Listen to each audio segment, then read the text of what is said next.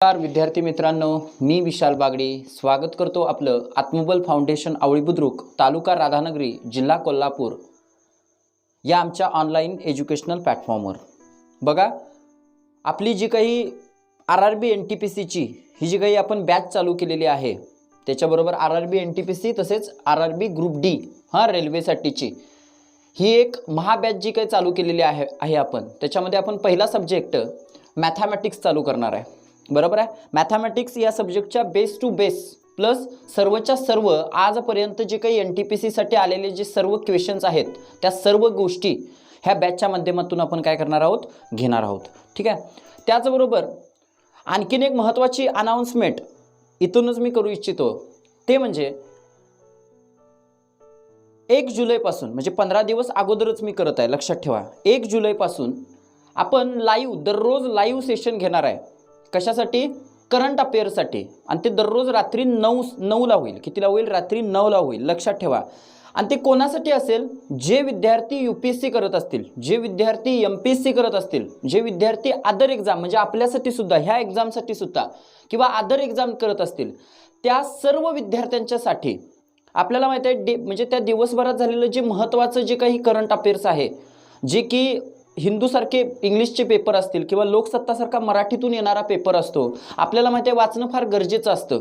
किंवा वेगवेगळे म्हणजे मॅन्युअल्स, पुस्तकं वगैरे येत असतात, त्याच्यातून तो करंट अफेअर्स घेणं गरजेचं असतं.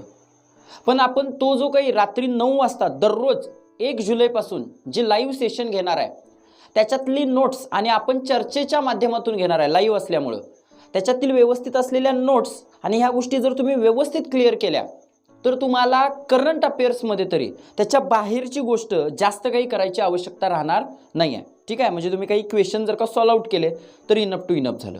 म्हणजे प्रत्येक परीक्षा, अगदी मी सांगितलेलं UPSC पासून ते खालच्या कोणत्याही लेवलच्या परीक्षेपर्यंतचं सर्व करंट अफेअर्स जे आहे ते आपण 1 जुलैपासून दररोज रात्री 9 वाजता चालू करतोय. ते लाईव्ह सेशन असेल, लक्षात ठेवा. आता जरा बघा, आपण RRB NTPC आणि ग्रुप D याच्यासाठी जे काही मॅथमॅटिक्स चालू करणार आहे, त्याच्यामध्ये ते चालू करत असताना पहिला चॅप्टर मी चालू करणार आहे, ज्याचं नाव आहे नंबर सिस्टम. लक्षात ठेवा. ठीक आहे. Number system. आता मी बेसिक पासून चालू करतोय, प्रत्येक गोष्ट बेसिक आणि बेसिक घेण्याचा प्रयत्न करतोय. तरी सुद्धा काहीही प्रॉब्लेम असेल, काही जर अडचण असेल तर तुम्ही ती कमेंट्स बॉक्समध्ये देऊ शकता. त्याचबरोबर हे जे आत्मबल फाउंडेशन आहे, ह्या आत्मबल फाउंडेशनची टेलिग्राम ग्रुप जो आहे त्याची लिंक सुद्धा मी डिस्क्रिप्शन लिंकमध्ये दिलेली आहे. डिस्क्रिप्शनमध्ये तुम्ही त्याच्याशी म्हणजे टेलिग्राम ग्रुपशी जॉईन होऊन तुम्ही तिथे तुमच्या काही अडचणी असतील तर तिथं सांगू शकता. किंवा जे काही फेसबुक पेज आहे त्या फेसबुक पेजची लिंक सुद्धा मी खाली दिलेली असेल, त्याच्यावरून तुम्हाला जर काही अडचणी असतील तर तिथे त्या तुम्ही सांगू शकता, काही अडचणी असतील तरी. किंवा इंस्टाग्राम पेजवरून. बघा, आपण चालू करूया RRB NTPC आणि ग्रुप D साठीचा मॅथमॅटिक्सचा म्हणजे गणितचा एक नवीन कोर्स. ठीक आहे. लक्षात ठेवा, सगळ्यांनी एनर्जेटिक पद्धतीनं, सगळ्यांनी पूर्णपणे तयारीनं, फक्त आणि फक्त वही आणि पेन आणि तुमचं व्यवस्थित असलेलं डोकं, शांत डोकं, ह्या 3च गोष्टी व्यवस्थित घेऊन बसा. तुम्हाला काहीच अडचण मॅथमॅटिक्समध्ये तरी NTPC आणि ग्रुप Dच्या आणि इतर कितीतरी परीक्षांच्या, फक्त काय NTPC साठी आणि ग्रुप D साठीच मॅथमॅटिक्स नाही आहे हे लक्षात येत असेल तुम्हाला. कितीतरी अशा परीक्षा आहेत जिथं आपल्याला माहिती आहे मॅथ्स आहे आणि रिझनिंग असेल, इतर सब्जेक्ट आहेत, पण आपण सुरुवात करतोय मॅथमॅटिक्सपासून. ठीक आहे. बघा, नंबर सिस्टम म्हणजे आपण मराठीमध्ये त्याला संख्या पद्धती असं म्हणू शकतो. आता जरा लक्ष द्या, ही सिस्टम जे आहे म्हणजे पद्धती ह्या भरपूर प्रकारच्या असतात. सिस्टम्स आपण त्याच्यामध्ये जास्त डीपमध्ये जाणार नाही आहे. आपण फक्त काय शिकणार आहे? नंबर सिस्टम शिकणार आहे, संख्या पद्धती शिकणार आहे. ओके. त्याच्या आधी जरासं एक लक्ष द्या, आपल्या हिंदू अरेबिक पद्धतीमध्ये, ह्या पद्धतीमध्ये आपली जी हिंदू अरेबिक पद्धत आहे त्याच्यामध्ये एकूण 0 1 2 3 4 5 6 7 8 आणि 9 म्हणजे अशी एकूण 10 डिजिट म्हणजे अंक वापरले जातात. म्हणजे काय वापरले जातात? डिजिट म्हणजे अंक वापरले जातात. लक्षात ठेवा, आपल्या हिंदू अरेबिक पद्धतीमध्ये 0 1 2 3 4 5 6 7 8 9 असे डिजिट अंक वापरले जातात. ठीक आहे, म्हणजे ही काही चिन्ह असतात. लक्षात ठेवा, ही काही चिन्ह आहेत, त्यांनाच आपण काय म्हणतो? डिजिट म्हणतो. आणि या डिजिटना आपण व्यवस्थितरित्या मांडणी, ह्या डिजिटची व्यवस्थितरित्या केलेली मांडणी म्हणजेच काय असते? संख्या असते, नंबर असतो. लक्षात ठेवा. समजलं का मी काय म्हणतोय ते? हिंदू अरेबिक पद्धतीमध्ये हे काय आहेत? काही अंक आहेत, एकूण 10 अंक आहेत. त्याच्यापैकी ह्या अंकांना व्यवस्थितरित्या मांडणी केल्यानंतर काय तयार होतो? संख्या तयार होते, नंबर तयार होतो. आणि आपण हा जो चॅप्टर आहे, ह्या चॅप्टरमध्ये नेमकं काय शिकणार आहे हे लक्षात ठेवा. ह्या चॅप्टरमध्ये आपण शिकणार आहे संख्यांचे कोणते कोणते प्रकार असतात, त्या कितीतरी प्रकारच्या संख्यांच्यामध्ये एकमेकांमध्ये काय संबंध असतो, ह्या काही गोष्टी आपण ह्या चॅप्टरमध्ये शिकण्याचा प्रयत्न करणार आहे. म्हणजे संख्यांच्या बद्दल हा चॅप्टर आहे, हे लक्षात ठेवा. ठीक आहे, लक्षात आलं ह्या दोन गोष्टी? संख्या म्हणजे काय आणि डिजिट म्हणजे काय, ही बेसिक गोष्ट आहे. ठीक आहे, आता जरा बघा, पुढे जाऊया आपण अगदी बेसिक पासून. ओके,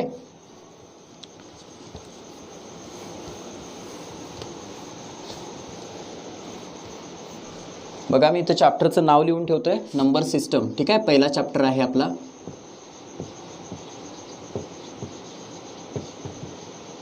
संख्या पद्धती.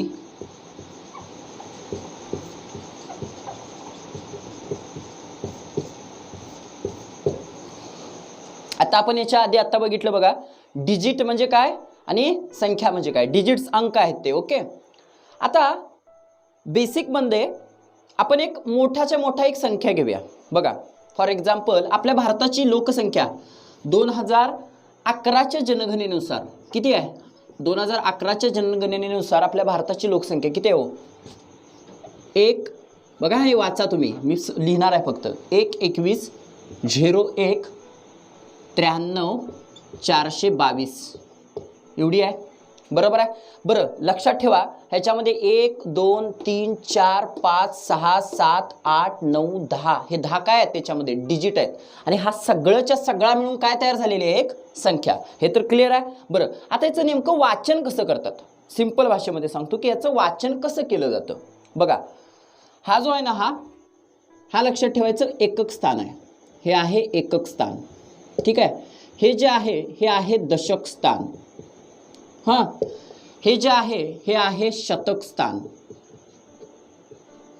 ओके, हा जो म्हणजे हजार आपण असं म्हणू शकतो किंवा सहस्र म्हणतात. ओके, ह्याला दशसहस्र किंवा 10,000 असं म्हणू शकतो आपण. 10,000 किंवा दशसहस्र. लक्षात येतं का? बघा, ओके, इथंपर्यंत गोष्टी क्लिअर आहेत आपल्याला. ठीक आहे, त्यानंतर हा जो आहे हा आहे लक्ष. हा काय आहे? लक्ष. लक्ष नंतर काय? किंवा लाख. त्यानंतर हा जो आहे हा आहे दशलक्ष. हा आहे दशलक्ष. त्यानंतर हा जो आहे दशलक्ष नंतर कोटी. हा जो आहे कोटी. आणि हा जो आहे तो आहे दशकोटी.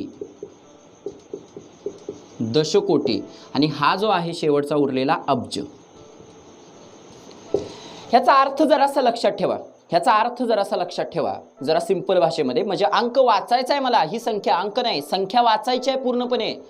बरोबर आहे का? पण संख्या वाचनाच्या अगोदर मी ह्या सर्व गोष्टी सांगितलेल्या आहेत. आता बघा, सगळ्यात महत्त्वाची गोष्ट म्हणजे इथं अब्ज आहे. बरोबर आहे का? मला सांगा, अब्ज, एखादी संख्या अब्ज आहे म्हणजे त्याच्या पुढे किती अंक असतात? किती अंक असतात हे लक्षात ठेवा. किती शून्य असतात त्याच्या नंतर? एक नंतर किती? 1 2 3 4 5 6 7 8 9. किती अंक आहेत? 9 अंक. लक्षात ठेवा, अब्जाला, अब्जाच्या वर किती अंक असतात? 9. इथं मी लिहू, अब्जाच्या वर अंक असतात 9. दशकोटी, दशकोटीच्या अंक वर किती आहेत? 8 असणार आहेत. म्हणजे कोटीच्या वर अंक किती असणार आहेत? 7. दशलक्षच्या किती असणार आहेत? 6. लक्षच्या किती असणार आहेत? 5. 10,000चे किती असणार आहेत? 4. हजारचे किती असणार आहेत? 3. शतकचे किती असणार आहेत? 2. दशकचे किती असणार आहे? 1. आणि एकक किती असणार आहे? 0. हे लक्षात येतं का? बघा, फार महत्त्वाची गोष्ट आहे. Very very much important. Okay, हे माहिती असल्यानंतर आता ह्या संख्येचं वाचन करणं आपल्यासाठी काहीच अवघड नाही आहे. म्हणजे काय? तुम्ही एक काम करा, पहिल्यांदा तुमच्या एक समोर एखादी समजा संख्या आली ना, त्याच्यामध्ये अंक मोजा. अंक मोजल्यानंतर आपल्याला समजलं एवढ्यापर्यंतच मॅक्झिमम अंक येतात आपल्याला. लक्षात ठेवा, संख्या वगैरे जे येतात ते एवढ्यापर्यंत येतात. त्याच्यामधले अंक मोजा, किती आहेत अंक याच्यामध्ये, किती आहेत बघा, 1 2 3 4 5 6 7 8 9 10. 10 अंक आहेत. मग एक पहिला सोडायचा म्हणजे राहिले किती, 9. म्हणजे संख्या अब्जामध्ये आपण काय करू शकतो, म्हणू शकतो. लक्षात आलं ना, ही गोष्ट लक्षात ठेवणं फार गरजेचं आहे. ओके, बघा ही संख्या मी मग वाचू कशी शकतो, बघा हे 1 अब्ज 21 कोटी, हां 1 अब्ज 21 कोटी 1,93,422 वाचू शकतो का? अशी कशी वाचली मी, 1 अब्ज 21 कोटी 1,93,422. पण त्याच्या आधी ह्या सर्व गोष्टी मला माहीत होत्या म्हणून मी ही गोष्ट वाचली. बरं, ही सगळ्यात बेसिक गोष्ट आहे. तुम्हाला कदाचित असं वाटलं असेल की 5वी 6वीच्या मुलांचं चालू आहे. मुळात हा 5वी 6वीलाच घटक आहे, लक्षात ठेवा. पण हे माहीत असणं पण गरजेचं आहे. ठीक आहे, आता आपण हळूहळू ह्यातनंच काय करूया, पुढे जाऊया.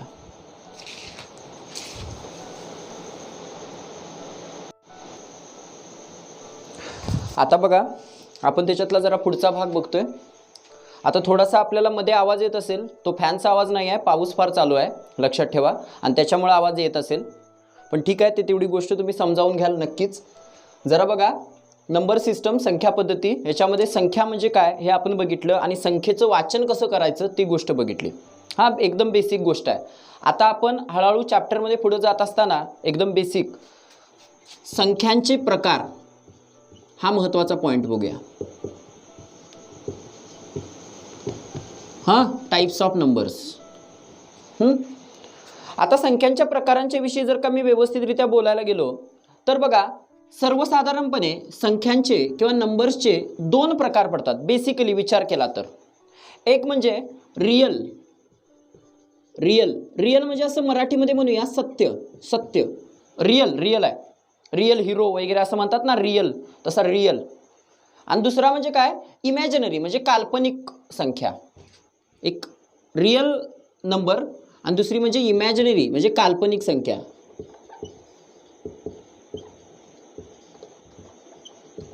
हा, काल्पनिक संख्या.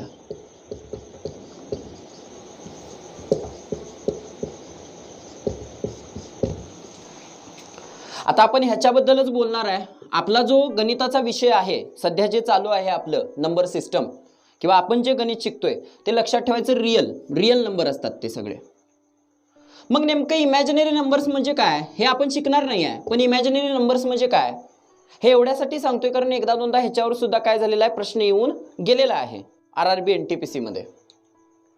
आता मला जरा सांगा, तुम्ही अंडर रूटमध्ये एखादी गोष्ट लिहिताय.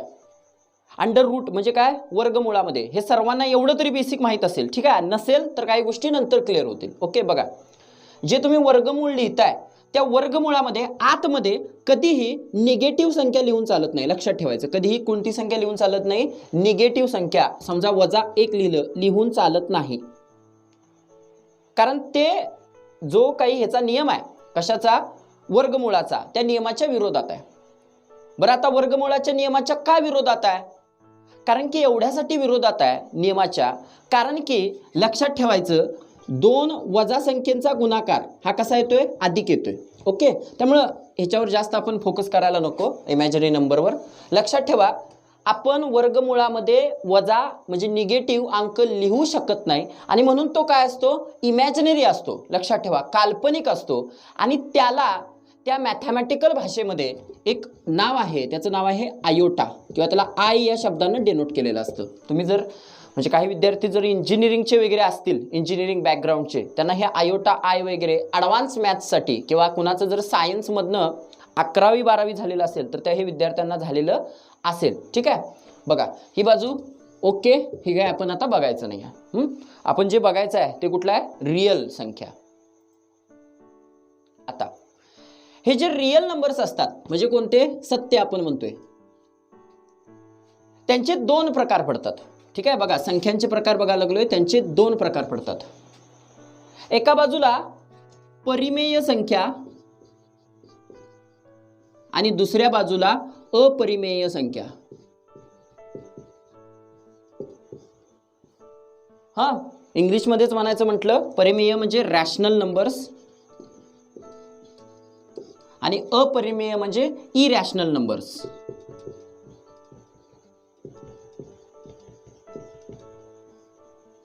क्लिअर आहे?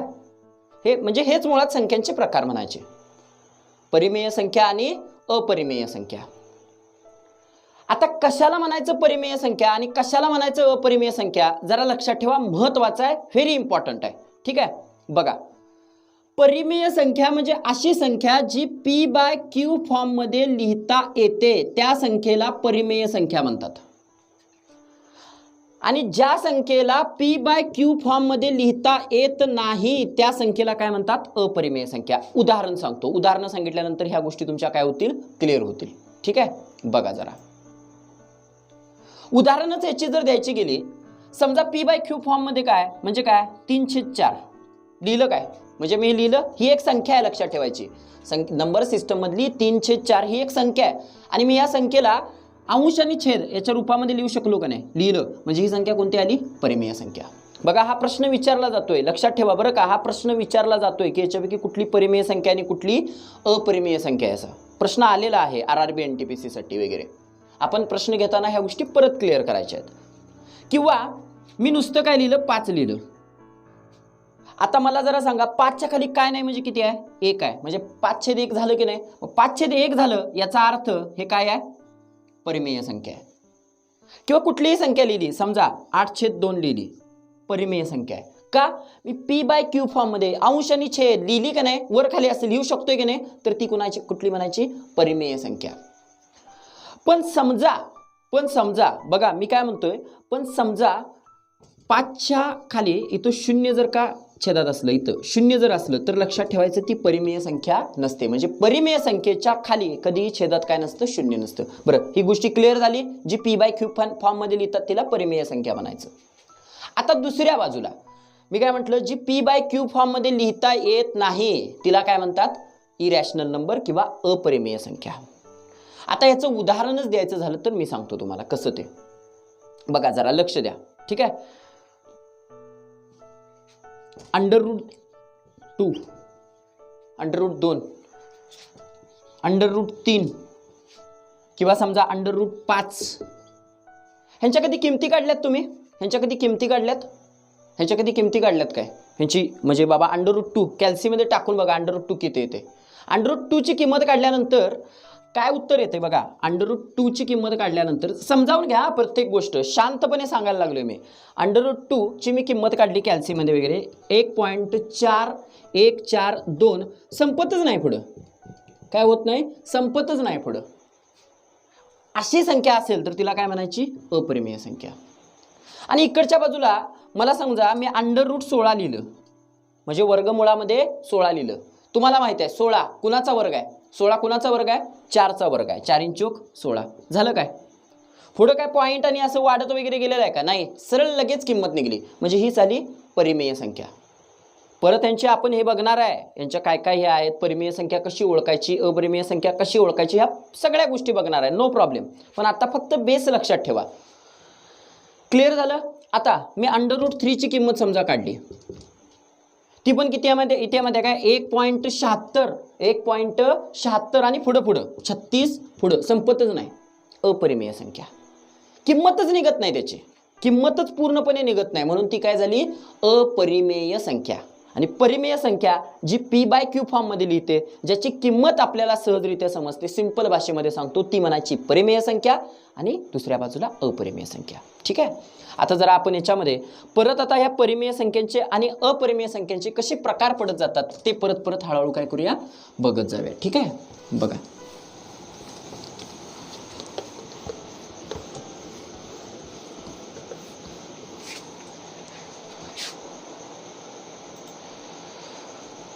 आता एका बाजूला आपण अपरिमेय संख्या घेतलेल्या होत्या त्याच घेऊया आपण. आणि परिमेय संख्या म्हणजे काय? ज्यांना p/q फॉर्म मध्ये लिहिता येतं अशी संख्या म्हणायची परिमेय संख्या, रॅशनल नंबर. बरोबर आहे की नाही?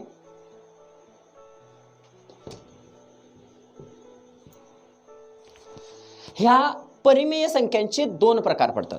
परिमेय संख्यांचे किती प्रकार पडतात? 2 प्रकार पडतात.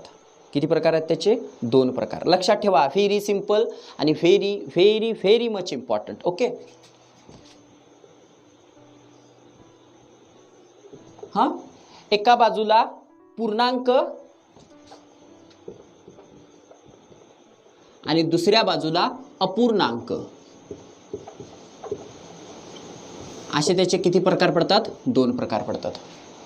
एका बाजूला पूर्णांक आणि दुसऱ्या बाजूला अपूर्णांक. आता याच्यावरनं तुम्हाला सहज समजत असेल की पूर्णांक म्हणजे जो पूर्ण आहे आणि अपूर्णांक म्हणजे जो अपूर्ण आहे. बरोबर आहे ना? पूर्णांक म्हणजे जसा जो पूर्ण आहे आणि अपूर्णांक म्हणजे जो कसा आहे? अपूर्ण आहे. बरोबर आहे का? लक्षात ठेवा, हे फार महत्त्वाची गोष्ट आहे. हे माहीत असणं फार गरजेचं आहे आपल्यासाठी. किंवा आणखीन एक जरा महत्त्वाची गोष्ट तुम्हाला सांगतो पूर्णांक संख्येच्या बाबतीत. ठीक आहे, बघा मी एक नंबर म्हणजे संख्या एक लाईन काढली, त्याच्यामध्ये इथं 0 लिहिलं, 0 नंतर इथं 1 2 वाढत गेलं, 3 4 5 पुढं इन्फिनिटीपर्यंत म्हणजे अनंतपर्यंत वाढत गेलं. आणि 0च्या मी मागं आलो, -1 -2 -3 -4 मायनस इन्फिनिटीपर्यंत, वजा अनंतपर्यंत. ठीक आहे, आता बघा काही जणांना ह्या गोष्टी जर पहिल्यांदाच असतील तर थोड्याशा अवघड वाटत असतील, पण काही प्रॉब्लेम नाही. जसं आपण क्वेश्चन हळूहळू सोडवत जाऊ तसं ह्या प्रत्येक गोष्ट तुम्हाला क्लिअर होईल. दिस इज माय गॅरंटी. ओके, जरा सुरुवातीला काही जणांना त्रास होण्याची थोडीशी शक्यता आहे, पण तुम्ही त्याच्यासाठी हे होण्याची काहीही गरज नाही आहे. ओके, लक्ष द्या. पूर्णांक संख्या मी परत एकदा सांगतोय, ज्या ह्या नंबर लाईन ही दाखवली ना मी, ह्या नंबर लाईनवर ज्या संख्यांना दाखवता येते त्या संख्या म्हणायच्या पूर्णांक संख्या. त्या कुठल्या संख्या असतात? पूर्णांक संख्या. बेसिकली सांगतो, जरा लक्ष द्या. आता बघा सगळ्यात महत्त्वाची गोष्ट म्हणजे इथं मी काय केलं, काही संख्या 1 पासूनच पुढे चालू होतात. बघा का एक संख्या, आता समजा ही संख्या लाईन आहे एक, बरोबर आहे. आता इथनं पुढं ज्या चालू होतात का नाही संख्या 1 पासून पुढं, इथल्या ह्या पुढच्या संख्यांना नॅचरल नंबर्स म्हणजे नैसर्गिक संख्या असं म्हणतात. काय म्हणतात? नैसर्गिक संख्या. हां, ज्या संख्या 1 पासून इकडे पुढे अनंतपर्यंत चालू होतात, 1 पासून 1 2 3 म्हणजे 0 पासून पुढे अनंतपर्यंत चालू होतात, त्यांना होल नंबर्स, पूर्ण संख्या, होल नंबर्स असं म्हणतात. होल नंबर्स 0 पासून अनंतपर्यंत पुढच्या होल नंबर्स किंवा पूर्ण संख्या असं आपण म्हणू शकतो त्याला. लक्षात आलं का? ठीक आहे, 2 गोष्टी क्लिअर झाल्या. आणि ह्या सगळ्या मिळून काय म्हणायच्या? पूर्णांक संख्या, इंटिजर्स. ओके, इंटिजर्स असं म्हटलं जातं त्याला. इंग्लिशमध्ये त्याला आय या हे केलं जातं. ह्याला नैसर्गिक संख्या असतात त्यामुळे ह्याला एन या शब्दानं डिनोट केलं जातं.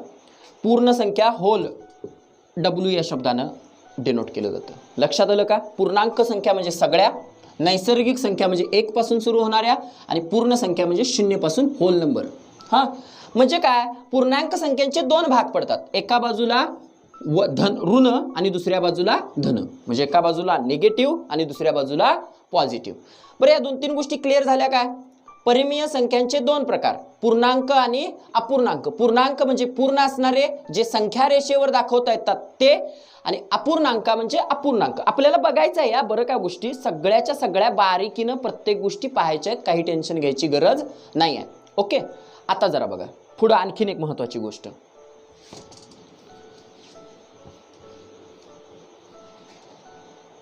मी काय सांगितलं तुम्हाला? पूर्णांक संख्यांची 3 प्रकार पाडले आपण.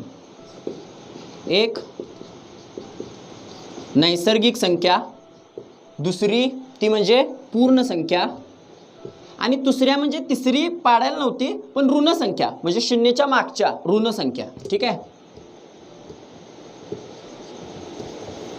ओके, हे समजावून घ्याल तुम्ही. ऋण संख्या, निगेटिव्ह नंबर्स. ओके,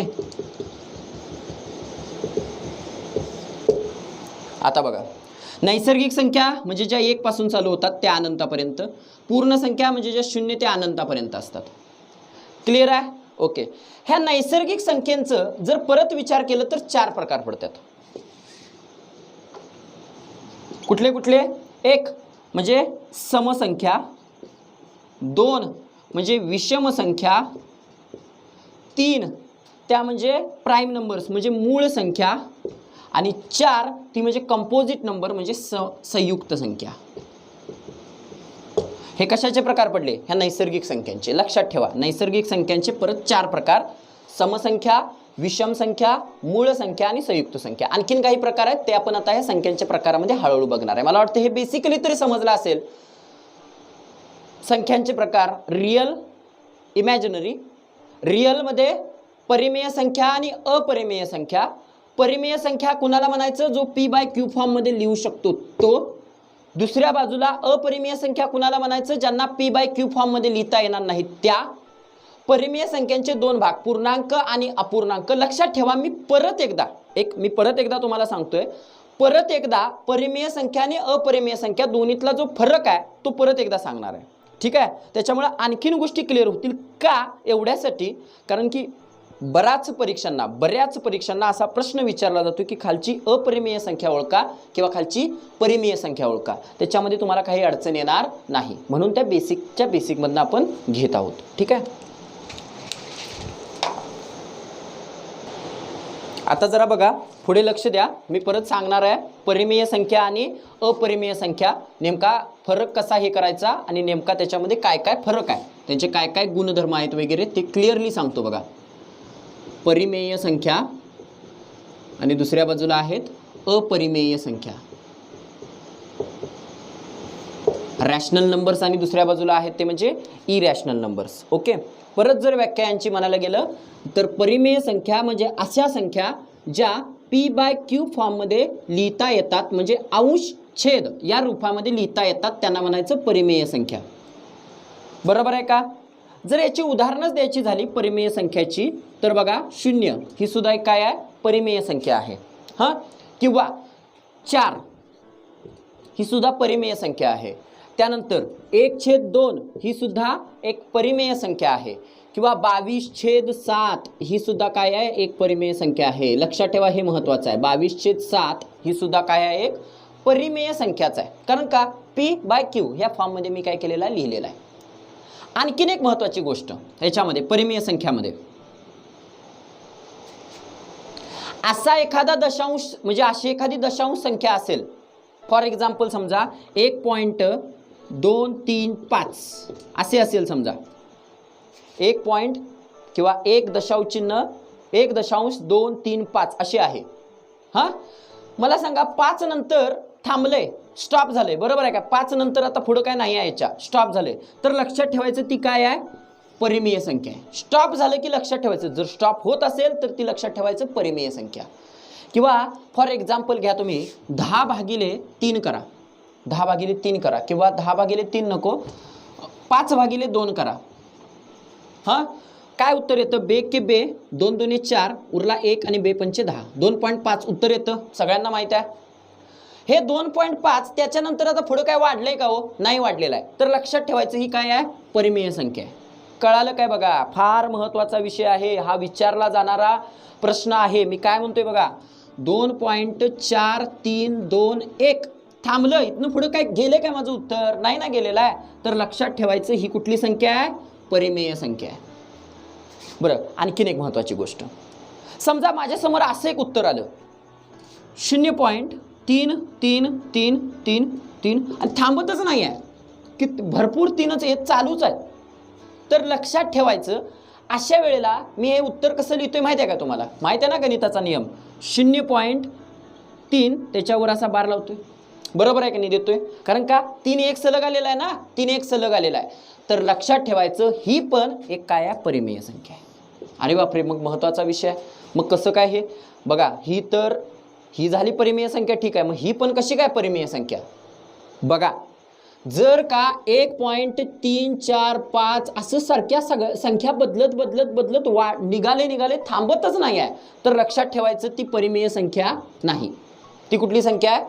अपरिमेय संख्या आहे. क्लिअर आहे? बरं, एखादी संख्या आहे 0.444 एकसारखेच अंक येतात आणि ते पण थांबायला तयार नाहीत, तर तुम्ही काय म्हणणार? ती अपरिमेय संख्या आहे का? नाही, तर ती परिमेय संख्या आहे. म्हणजे लक्षात आलं का दोन्हीतला फरक? जरा लक्षात घ्या, जरा शांत डोकं ठेवा. मी पहिल्यांदाच सांगितलेलं, डोकं इथं ठेवा म्हणजे ह्या गोष्टी क्लिअर तुम्हाला सहजरित्या होतील. ओके, झाली क्लिअर ही गोष्ट? ओके, आता जरा पुढे बघा. परिमेय संख्यांच्या ह्या 2 गोष्टी क्लिअर झाल्या, कारण की मी एवढ्यासाठी हे परत एकदा सांगितलेलं आहे. हा प्रश्न कन्फर्म विचारला जातो, लक्षात ठेवायचं. ग्रुप डी सारख्या परीक्षेला तर हा प्रश्न नक्की असतोय, म्हणजे मी जेवढे प्रश्न बघितलेले आहेत त्याच्यामध्ये हे प्रश्न आहेत. परिमेय संख्यांचं तुम्ही समजा बेरीज केली, परिमेय संख्यांची, दोन परिमेय संख्यांची बेरीज केली, दोन परिमेय संख्यांची वजाबाकी केली, दोन परिमेय संख्यांची वजाबाकी केली, दोन परिमेय संख्यांचा गुणाकार केला, दोन परिमेय संख्यांचा गुणाकार केला, तर येणारं उत्तर हे लक्षात ठेवायचं परिमेय संख्याच असते. तर येणारं उत्तर हे काय असते? परिमेय संख्याच असते. लक्षात ठेवा. म्हणजे फॉर एक्झाम्पल परिमेय संख्या 4 आहे का? परिमेय संख्या आहे. अधिक त्याच्यामध्ये 12 दुसरी परिमेय संख्या आहे का? आहे. दोन संख्यांची बेरीज केली, उत्तर किती आहे? 16. 16 काय आहे? परिमेय संख्याच आहे. म्हणजे दोन परिमेय संख्यांची बेरीज केली, वजाबाकी केली किंवा गुणाकार केला, येणारं उत्तर हे काय येतं? परिमेयच येतं. लक्षात ठेवा. प्लस दुसरी आणखीन एक महत्त्वाची गोष्ट आहे. मात्र आता ह्याच्यामध्ये मी एक चिन्ह द्यायचं राहिलं बघा. कोणता येते? भागाकार. मग आता भागाकाराचा काय प्रॉब्लेम आहे हो? तर भागाकाराचा एवढ्यासाठी प्रॉब्लेम आहे, तुम्ही समजा 3/0 केलं, दोन्ही सुद्धा परिमेय संख्या आहेत का नाही? दोन्ही सुद्धा 3 परिमेय संख्या आहे, 0 परिमेय संख्या आहे. बघा इथं कन्फ्यूज करतील, शून्याला अपरिमेयमध्ये, तिथं टेन्शन घ्यायचं नाही. लक्षातच ठेवा ना, 0 काय आहे? परिमेय संख्या आहे. 3/0 म्हणजे दोन परिमेय संख्यांचा भागाकार केला मी, पण येणारं उत्तर परिमेय आहे काय अपरिमेय आहे हे आजपर्यंत व्याख्या त्याची नाही आहे. अनडिफाइंड आहे ते. अनडिफाइंड असल्यामुळं भागाकार परिमेय संख्याच येतोय असं काय नाही आहे. मी लक्षात येतं ना काय म्हणायला लागलोय? 3 ही सुद्धा एक परिमेय संख्या आहे, 0 ही सुद्धा एक परिमेय संख्या आहे, पण ह्यांचं येणारं उत्तर जे आहे ते अनडिफाइंड आहे. ते काय आहे? गणितामध्ये डिफाइंड नाही आहे, आणि म्हणून परिमेय याच्यामध्ये वजाबाकी घेतलेलं नाही. क्लिअर आहे? दोन गोष्टी क्लिअर आहेत. आता जरा लक्षात ठेवा, मी जो ह्यासाठी सोर्स वापरतोय तो बेस्ट टू बेस्ट सोर्स वापरण्याचा प्रयत्न करतोय. बेस्ट टू बेस्ट म्हणजे भारतामधल्या सगळ्यात म्हणजे टॉपचे जे इन्स्टिट्यूट असतील किंवा टॉपची जी बुक्स असतील त्यातला सगळ्यात जास्त बेस्ट टू बेस्ट रेफर म्हणजे तुमच्यासाठी हे वापरण्याचा मी प्रयत्न करतोय. जरा सुरुवातीला तुम्हाला त्रास होईल, म्हणजे काही मुलं कदाचित माझ्याशी फॅमिलियर नसतील. तुम्ही माझ्याशी फॅमिलियर व्हा, भाषेशी फॅमिलियर व्हा, तुम्हाला हळूहळू सगळे प्रश्न, सगळ्या गोष्टी याच्यातल्या क्लिअर होत जातील. लक्षात ठेवा. ठीक आहे? आता जरा पुढे बघूया आपण आणखीन एक महत्त्वाची गोष्ट. ही क्लिअर आहे? ही काय प्रॉब्लेम आहे? नाही आहे. आणखीन एक गोष्ट,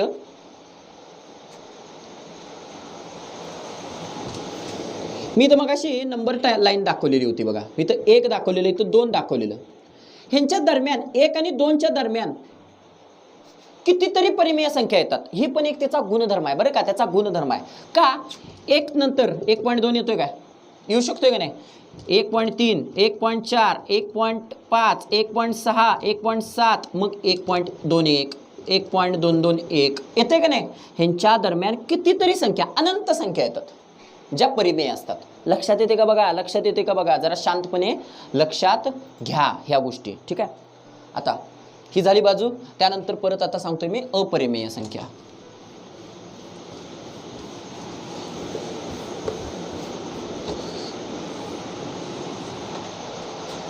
अपरिमेय संख्या, इरॅशनल नंबर.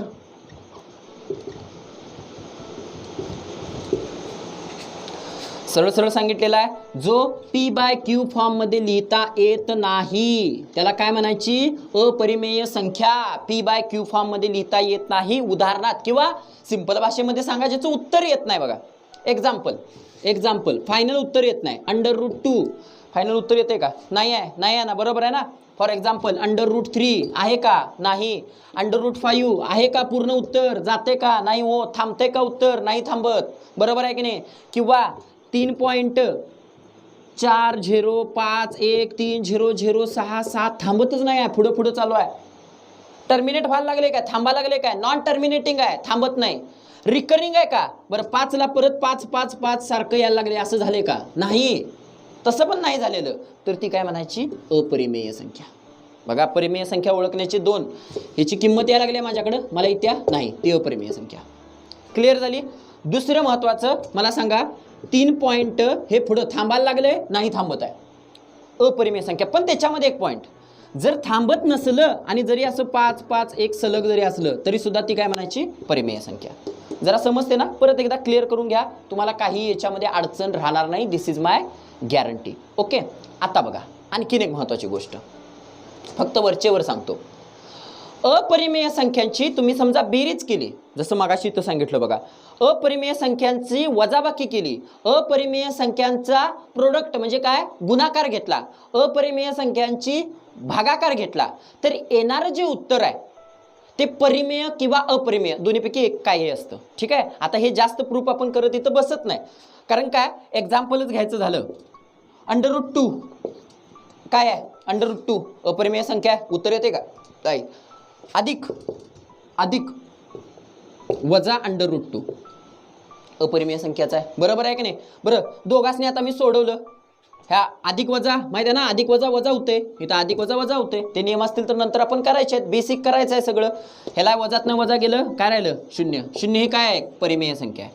म्हणजे दोन अपरिमेय संख्यांची वजाबाकी, बेरीज, गुणाकार, भागाकार हा परिमेय सुद्धा असू शकतो आणि अपरिमेय सुद्धा असू शकतो. मला वाटतंय आत्ता तुम्हाला हे बेसिक तरी निदान परिमेय संख्यांचं आणि अपरिमेय संख्यांचं क्लिअर झालेलं असावं. ठीक आहे.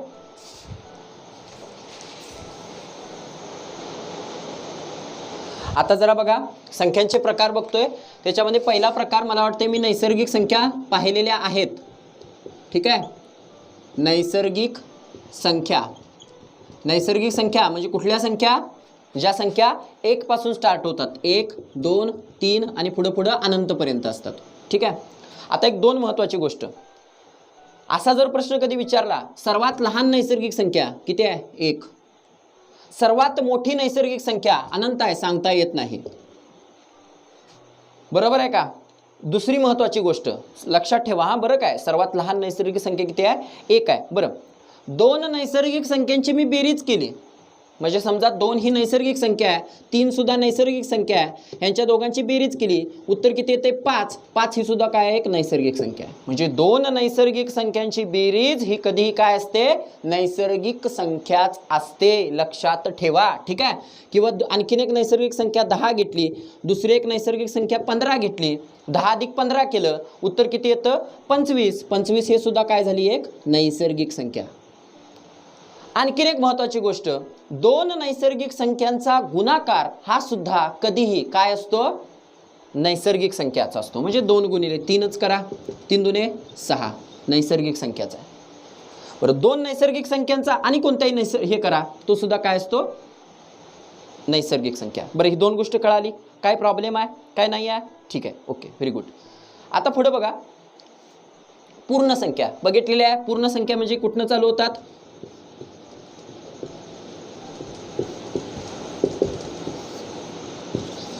0 पासून चालू होतात, 1 2 3 4. म्हणजे सर्वात लहान पूर्ण संख्या कोणती आहे, 0. ओके. आणि सर्वात मोठी सांगता येत नाही. बरं, हे का, हे तुम्ही आता म्हणाल हे बेसिक एवढं काय गरज आहे, कारण काही वेळेला प्रश्न कसा विचारला जातोय माहिती आहे काय, सर्वात लहान नैसर्गिक संख्या आणि सर्वात लहान पूर्ण संख्या यांची बेरीज सांगा. म्हणजे कुठेतरी कन्फ्यूज, मी सहज फक्त प्रश्न विचारलाय, कुठेतरी कन्फ्यूज करण्याचा आपल्याला काय केलेला असतोय, प्रयत्न केलेला असतो. तिथं फक्त कन्फ्यूज व्हायचं नाही, ही गोष्ट फक्त लक्षात ठेवा. ही गोष्ट तुमच्या लक्षात राहिली म्हणजे बस झालं. ओके. आता पुढे जरा बघा,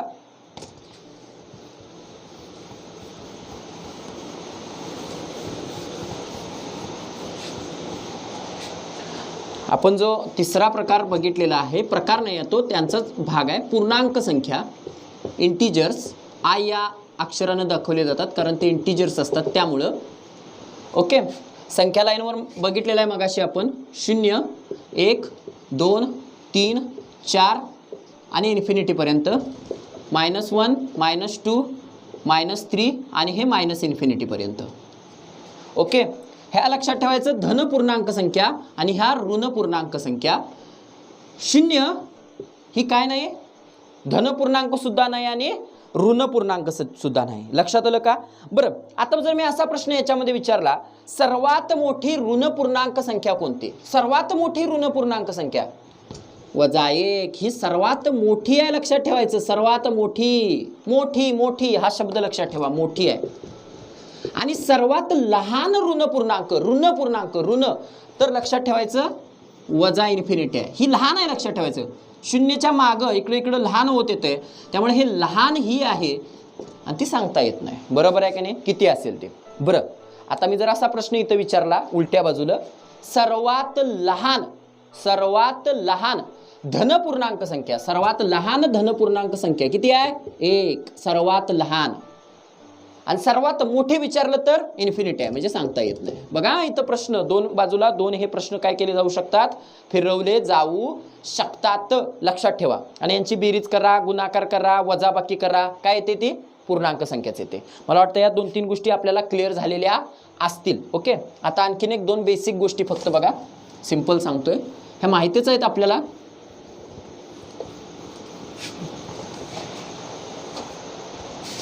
एका बाजूला समसंख्या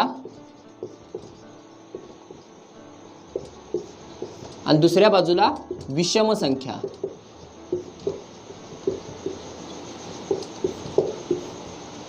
समसंख्या म्हणजे इवन नंबर आणि दुसऱ्या बाजूला विषम संख्या म्हणजे ऑड नंबर.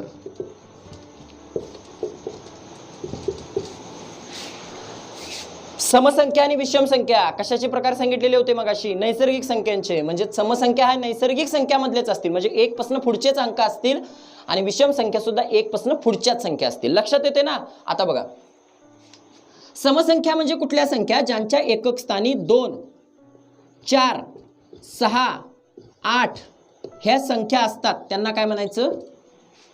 त्यांना काय म्हणायचं? लक्षात ठेवा, मी परत एकदा सांगतोय. आणखीन एक हे राहिला, I am sorry for that.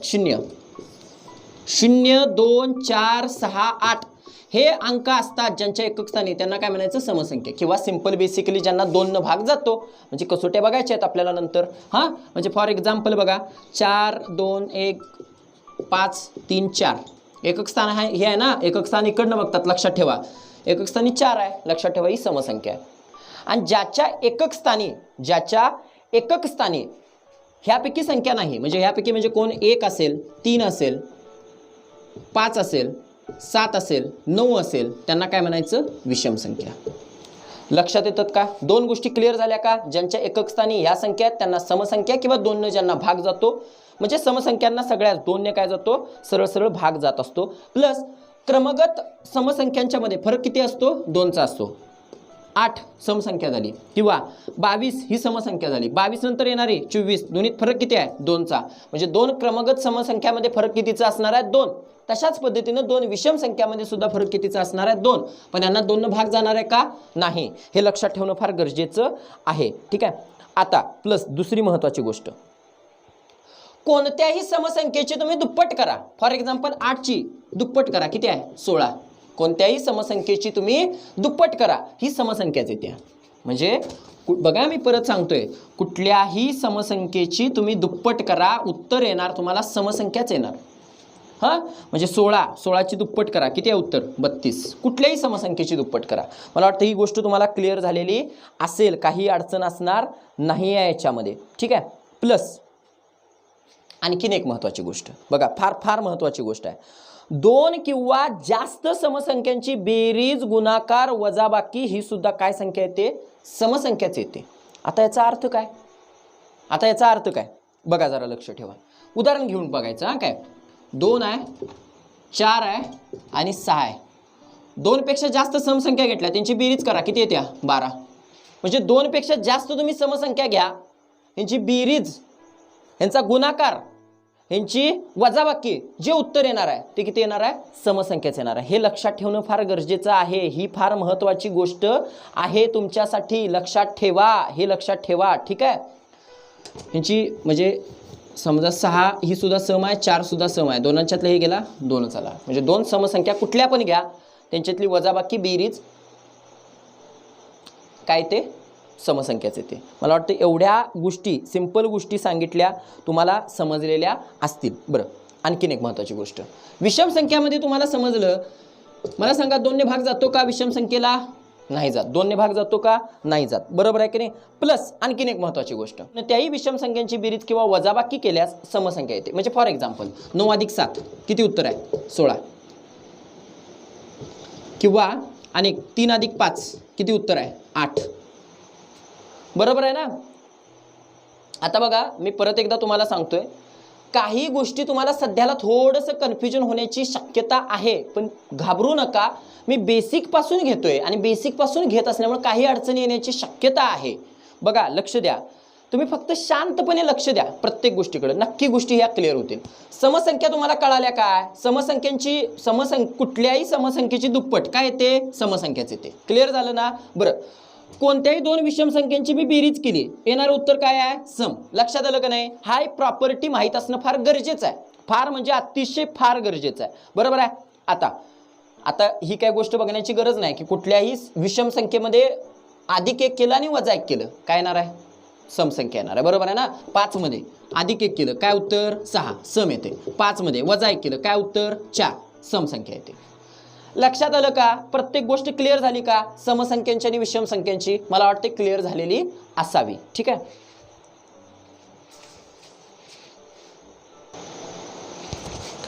आता बघा, आपण फक्त बेसिक आणि चॅप्टरला नंबर सिस्टम ह्या चॅप्टरला सुरुवात केलेली आहे. दिस इज ओनली स्टार्टिंग. ओके, लक्षात ठेवा. याच्या माध्यमातून आपण काय काय बघितलं? परिमेय संख्या, अपरिमेय संख्या आणि संख्यांचे प्रकार जे आहेत. हा जो पॉइंट आहे संख्यांचे प्रकारचा, परिमेय संख्या, अपरिमेय संख्या, परिमेय संख्या कशी ओळखायची, अपरिमेय संख्या कशी ओळखायची, समसंख्या म्हणजे काय, विषम संख्या म्हणजे काय. अजून संख्यांचे कितीतरी प्रकार राहिलेले आहेत. बरोबर आहे? ह्या टाईप म्हणजे टॉपिकमध्ये की म्हणजे मूळ संख्या असतील, संयुक्त संख्या असतील, ह्या सर्व इतर ज्या गोष्टी आहेत त्या राहिलेल्या आहेत पुढं, त्या आपण लगेच येणाऱ्या दुसऱ्या पार्टमध्ये बघणार आहे. लगेच लक्षात ठेवा. ठीक आहे. बघा, तुम्ही काय करा, मॅक्झिमम ते मॅक्झिमम विद्यार्थ्यांच्या पर्यंत हे व्हिडिओज पोहोचवा, कारण त्यांना नक्की जो येणारा नवीन जसा आपण कंटेंट आणत जाऊ, तो कंटेंट खरंच फक्त NTPC साठी नाही तर कितीतरी परीक्षांसाठी अतिशय महत्त्वाचा ठरणार आहे. त्यामुळं तो जो कंटेंट आहे तो प्रत्येक विद्यार्थ्यांच्या पर्यंत जाऊ देत. शेवटी मराठी विद्यार्थ्यांची फक्त मराठी विद्यार्थ्यांच्या बरोबरच स्पर्धा नाही आहे, आणि आपण काय कंटेंट किंवा पुस्तकं शेअर केल्यानं कोण आपला स्पर्धक वाढत नाही, तर आपण आपल्याशी स्पर्धा असते. आपला अभ्यास किती व्यवस्थित आहे, आपण किती गोष्ट चांगल्या पद्धतीनं करतोय, त्याच्याशी काय होत असते, आपला संबंध असतो, आपल्या सिलेक्शनचा. आपला असं कधीच होत नसते की आपलं एखादं चांगलं पुस्तक आहे आपल्या मित्रापासून दडवलं म्हणजे माझं सिलेक्शन होणार आहे, असं नाही आहे. कारण ते पुस्तक काय लेखकाने एकच छापलेलं नाही आणि तुम्हाला आणून दिलेलं नाही, हे लक्षात ठेवा.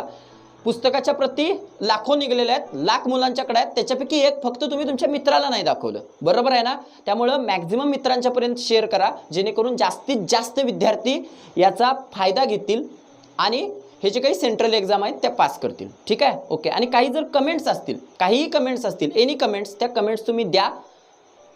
त्याच्यावर नक्की ज्या काही कमेंट्स असतील त्याच्यावर काम केलं जाईल. कोणतीही जरी कमेंट्स असतील त्याच्यावर लगेच तुम्हाला रिप्लाय दिला जाईल. आणि सगळ्यात महत्त्वाची गोष्ट म्हणजे अशी आहे, दर शनिवारी म्हणतोय मी, एकदा लाईव्ह लेक्चर होईल, ज्या माध्यमातून तुमचे जे काही प्रश्न कमेंटच्या माध्यमातून वगैरे जे काही प्रश्न येतील किंवा टेलिग्राम चॅनेलवर जे काही प्रश्न येतील ते सोडवून घेतले जातील. त्याचबरोबर ऑनलाईन टेस्ट जी आहे, ऑनलाईन टेस्ट, इथं प्रश्न दिला जाईल आणि तुमच्याकडून ऑनलाईन सोडवून घेतला जाईल. ती ऑनलाईन टेस्ट सुद्धा दर शनिवारी होईल आणि दर रविवारी काय असेल, आपल्याला सुट्टी असेल. लक्षात ठेवा. ठीक आहे. धन्यवाद.